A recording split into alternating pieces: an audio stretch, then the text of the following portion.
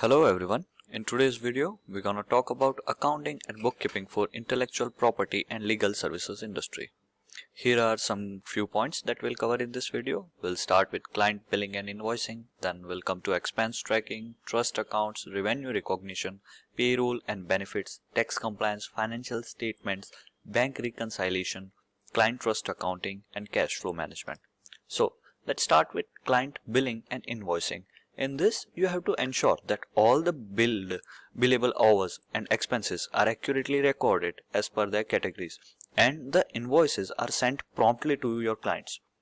And also, you must monitor account receivable for the outstanding payments that if there is any pending payments.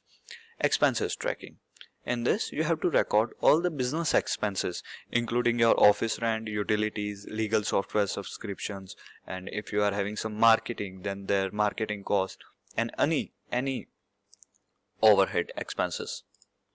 Trust accounts. In trust accounts, if applicable, if you are doing trust accounts thing, then you have to maintain separate trust account to hold the client's fund in compliance with the legal requirements, and you must ensure that all these trust transactions are accurately recorded and reconciled by you. Revenue recognition. In this, you have to follow appropriate revenue recognition method based on your jurisdiction's accounting standards. And also make sure that you recognize all this revenue as services are provided, or if there is any milestone set by you are achieved. Payroll and benefits. In payroll and benefits, you have to keep an accurate record of your employee salaries, and if you are giving some benefits to them, and if they are having perks, and also the payroll taxes. And make sure that all this payroll is processed correctly and on time.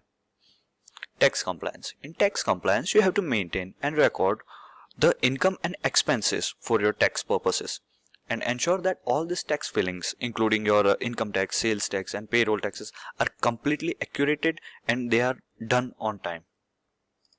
Financial statement.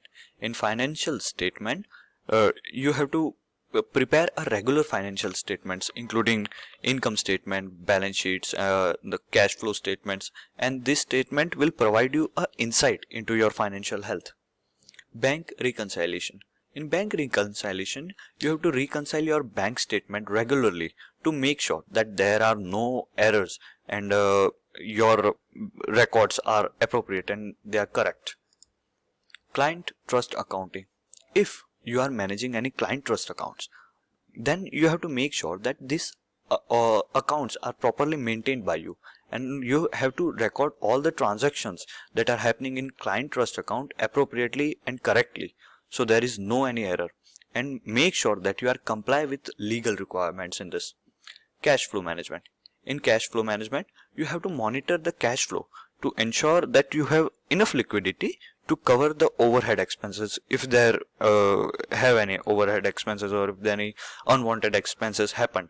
So, and also in cash flow management, you have to do this especially when it comes to a period of slow revenue. Every industry has some key performance indicators that are commonly used to measure their performance and their growth. So here are some key performance indicators that are commonly used in the intellectual property and legal services. Firstly is client retention rate indicator. This indicator measures the percentage of your clients who continue to use your services over time. So if a client is using your services as per the time, that will indicate their satisfaction level and their loyalty towards your firm. Billable hours and utilization rate.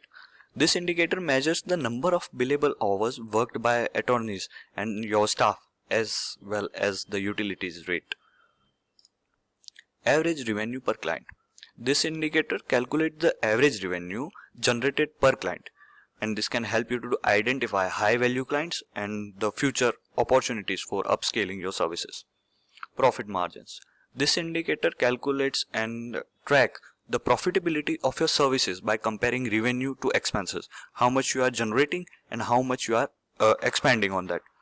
And this will help you to understand the financial health of your firm. Account receivable aging. In this, this indicator will monitor the aging of your account receivable to ensure timely collections and your cash flow management. Client acquisition cost. This indicator calculates the cost of acquiring your new clients, including if you are having some marketing or if you are having some sales expenses. This will assess the efficiency of your client acquisition efforts. Employee productivity.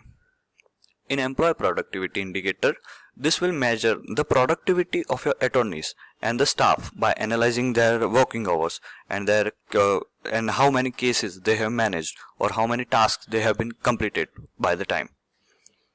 Case win rate. This indicator is specially for legal services, and this indicator tracks the percentage of cases you have won or successfully resolved. This will reflect your firm's legal expertise. Now, average case duration indicator. This indicator measures the average time it takes to resolve any cases, which can impact the client satisfaction and resources allocation. Client satisfaction survey. This indicator collects the feedback from your clients through the surveys or gauges to see if they are satisfied with your services, and also this will help you to identify the areas where you can do some improvements. And lastly, revenue growth indicator. This indicator tracks the revenue over year to assess the overall performance and trajectory of your firm. So that was all for the legal services. Thank you and have a nice day.